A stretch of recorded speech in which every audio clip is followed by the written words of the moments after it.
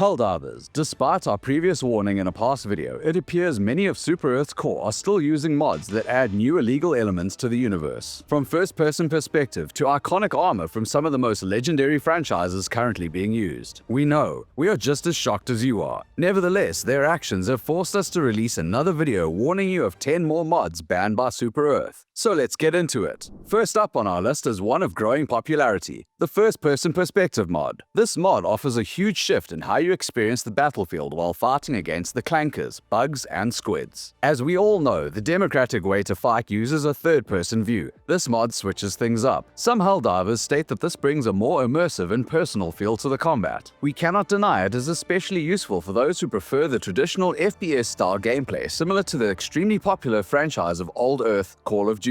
Here at the SES, we do acknowledge its potential. It is not our place to support any change brought to our already perfect system provided by the more than capable leaders of High Command. If you know anyone who uses this, be sure to do the right thing and report them to the nearest truth officer.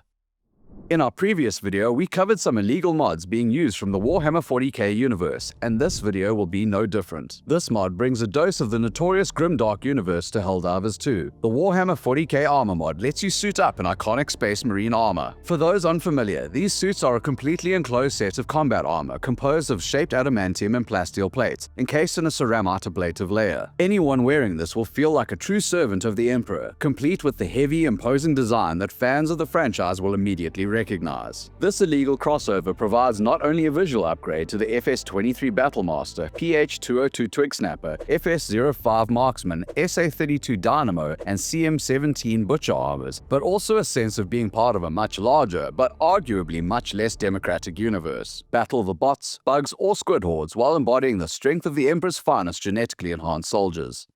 This next one brings us to the space horror genre. This one is made specifically for those who want to experience the thrill of the Aliens franchise. The Aliens M41 pulse rifle audio for Liberator series replaces the sound effects of all the Liberator rifles with the iconic M41 pulse rifle sounds from Aliens.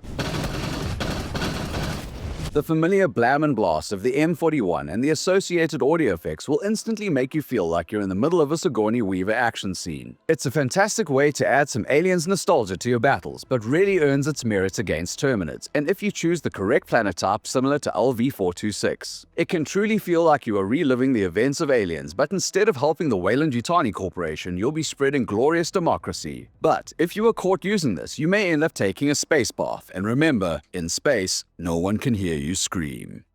Unlike the previous mod, this one doesn't focus around the horror genre, but it does paint a familiar picture to our own. Coming from a universe where a select bunch fight to defend against alien threats to their way of life, we have the Cade 6 mod from the extremely popular FPS MMORPG Destiny. This mod introduces a character customization option that gives your Helldiver the appearance of Cade 6 by replacing the SC-30 armor and helmet as well as the Tyrant Hunter cape with the beloved Hunter from Destiny. But that's not all. It also replaces the P4 Senator with the iconic Ace of Spades handgun, with added sound effects.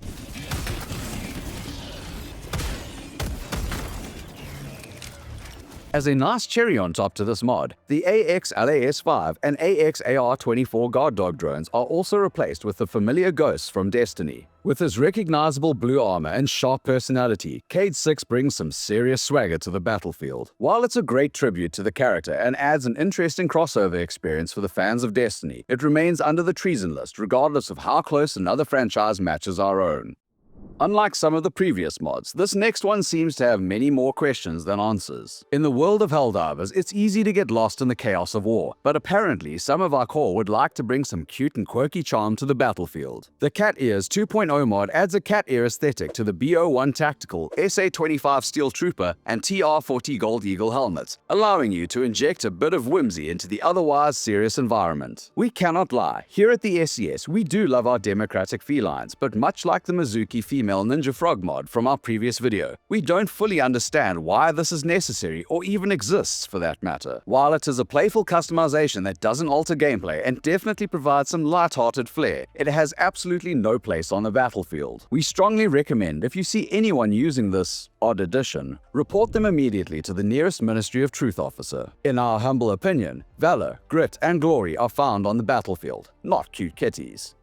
If you're someone who prioritizes precision, the Better Aim Reticles mod is a game changer. This mod replaces the default aim reticles with more defined, customizable options that improve visibility and help with target acquisition. Whether you're shooting at long range or engaging in close quarters combat, having a better reticle can significantly improve your shooting accuracy and overall gameplay experience. This extremely useful mod provides a wide variety of over 20 different reticle types for you to choose from. While our dedicated SES staff tested these variations on the standard reticles, they did have an overall positive experience, and there is no denying that this mod is by far the most acceptable on our list, but the fact remains. Super Earth provides us with the best equipment in the universe. If you need better aim reticles, it feels more likely you just need better aim.